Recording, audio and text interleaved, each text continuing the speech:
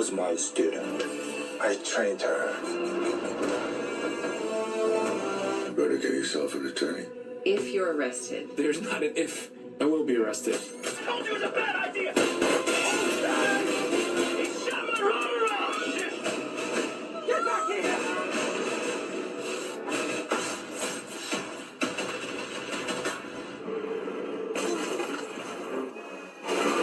Lifting him up!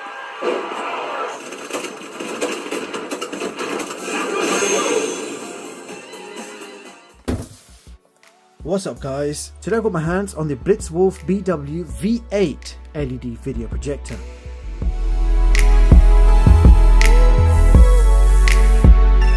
Now on paper this projector offers some pretty decent specs for only £88, and inside the box you will find a user manual, a European power cable, a standard infrared remote control, and you will need two AAA batteries to power the remote, and last but certainly not least, the projector itself. So here it is guys, the BW-V8. First thing we're going to do is run through the specs. So this is an LED video projector. Lamp life is 50,000 hours. Brightness is 480 ANSI Lumens. Contrast is 12,000 to 1. This has a native resolution of 1920 by 1080 and apparently does support 4K decoding. The projector is running full Android 11.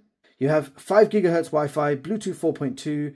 We've got manual focus with Keystone correction, and you've got built-in 5-watt speakers. Now the projector itself is made completely from plastic. We've got this textured finish on the front with the Blitzwolf logo. We've got a rubber lens cap on the front, and we've got infrared for the remote control. Up on top you can see manual focus. Over here you've got some navigational controls, so if you didn't have the remote handy, you can more or less control everything with these top buttons. Now on the side we've got some vents. On the back we've got power socket, more vents, and another infrared for the remote. And on this side we've got headphone jack, AV port. We've got a micro SD card slot for multimedia playback. We've got HDMI input so you can connect this to your favorite game console or TV box. And we have a USB port for multimedia playback. So that will bring us back to the front of the projector. And here is a quick look at the bottom. So we've got a tripod thread so you can hook this up to a ceiling mount. And over here you can see a screw, which will basically give you some elevation should you need it. And the first thing I like to do is test out that fan noise.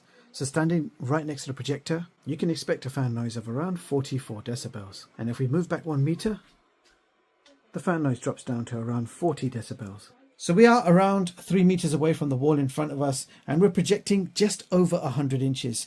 Projection quality is clear and sharp.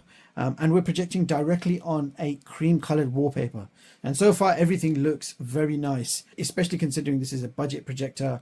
You cannot tell with the image quality. So here is the home screen. It is based on an Android backend with an interesting skin on top.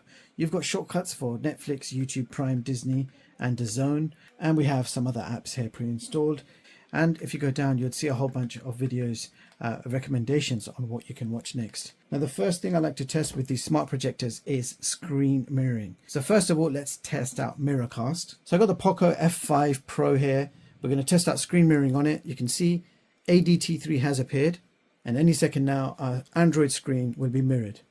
And there you go. You can see my Android screen. If I just swipe left and right, you can see that works pretty well with minimal lag.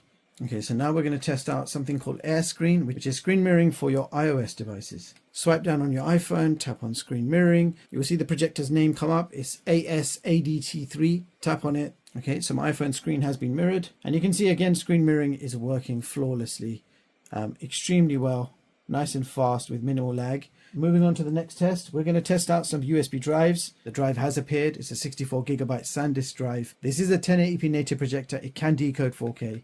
I want to see what would happen if I try running an actual 4K 60 file from the USB drive. So I'm not expecting this to work, but let's see what happens.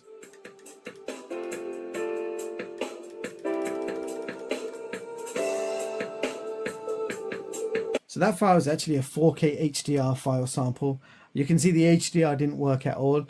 The video did, however, play back okay. It just didn't look like it's supposed to. Now, just for fun, I'm going to test out an AV1 sample and see what happens. AV1 codec not supported.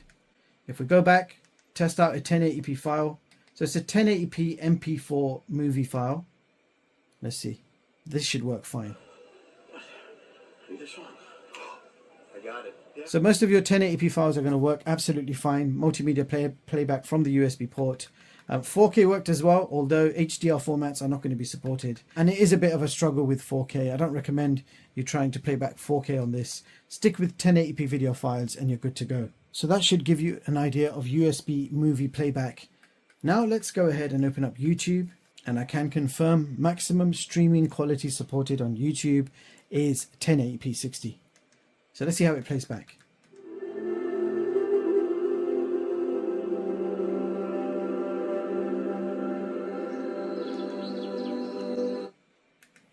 Okay, so I just paused it on Mr. Lizard as I usually do. Projection quality and colors and contrast, absolutely gorgeous. I cannot tell right now that I am looking at a budget projector. The projection quality has so far with this one clip has impressed me. What's going to happen when I play the other trailers, I don't know yet. We'll have to wait and see. But as it stands, really, really nice projection quality. I'm loving the colors and contrasts. If we go up close, you can see no pixelation whatsoever. A really nice crystal clear 1080p image right there. Now I'm going to go ahead and switch the light on so we can see what projection quality would look like in the daytime. So you can actually see everything on the screen even with the light on.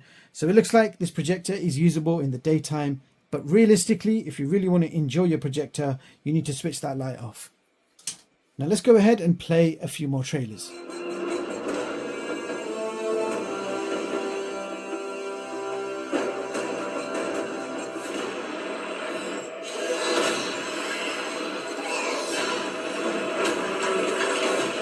A few things I want to mention at this stage. Dark scenes render pretty well for a budget projector. So far so good. I'm really surprised and I'm really pleased with the projection quality.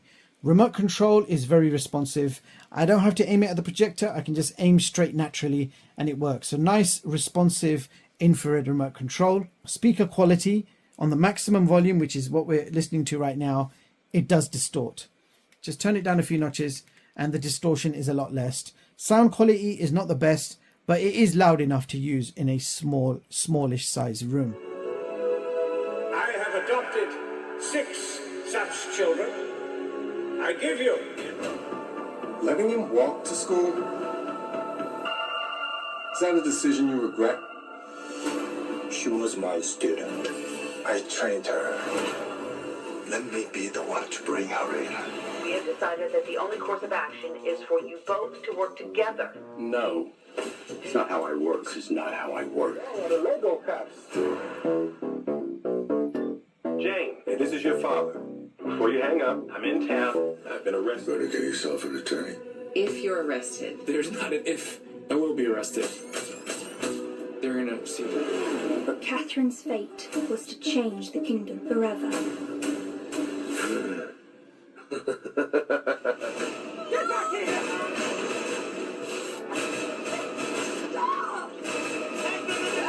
This Wolverine let down his entire world. Okay, so I've just signed into Netflix, but I want to mention that you cannot use Netflix with the included remote control. You do have to attach a mouse. I've connected a wireless mouse with a USB dongle, and now I can control Netflix. And I just want to confirm Netflix streams SD quality max. So this does not support Netflix HD. And under Netflix playback specification, you can see wideband level 3 and maximum playback resolution is SD quality with no HDR capabilities. So that is what you can expect from Netflix, and here is a quick sample. We're gonna need lots of blood, staff. Already did. One step ahead of you. So that's streaming out the way. We are now testing gaming, switching to HDMI, and I've just connected up the PlayStation 5. And we're checking out the current video output signal. So you can see 1080p 60Hz is supported with no HDR. Okay, so let's check out some gameplay.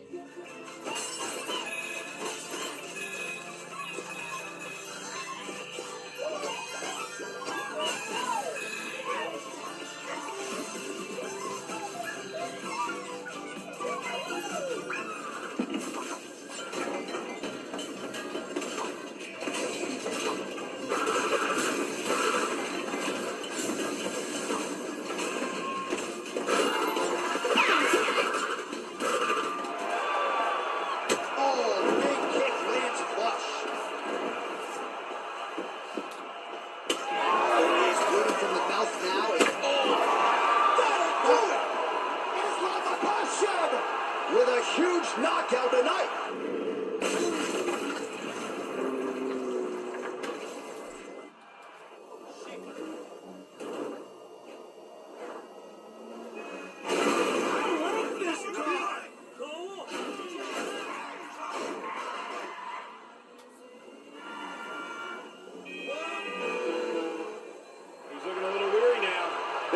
Taking their lumps at this point. Their opponent is not messing around. Into the yoke, shoot the cutter. Strowman channeling all his aggression there. No remorse and with the foot. Braun Strowman hoisting him up. Power slam. Can Reed come back from that? 2. And that'll about do it, folks.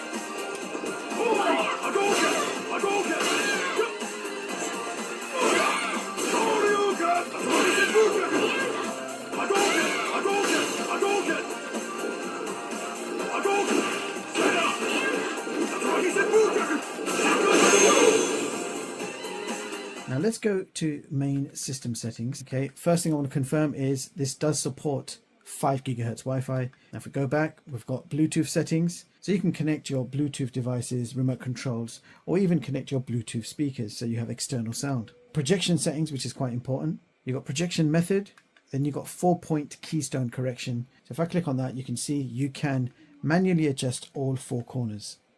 So it's manual focus and manual keystone correction. Now, if you use this projector in a small room, and if the image overlaps the ceiling, you can shrink that image down all the way to less than 50%. So that just means you can use this projector in any size room. You can adjust it to fit. Now, under About, I do want to quickly show you. This is an Android projector, and we are running Android version 11. We've got language settings. I'll quickly show you the languages included. English is selected. And I'll quickly scroll through all the languages available. So quite a few languages there. Go back and let's click on settings. Now hidden within device preferences, you will find display settings. And in here, you've got some presets. So you can change the modes from standard. You've got cinema mode, vivid mode, gaming mode, HDR mode, and then you've got custom mode. So you can fine tune it yourself.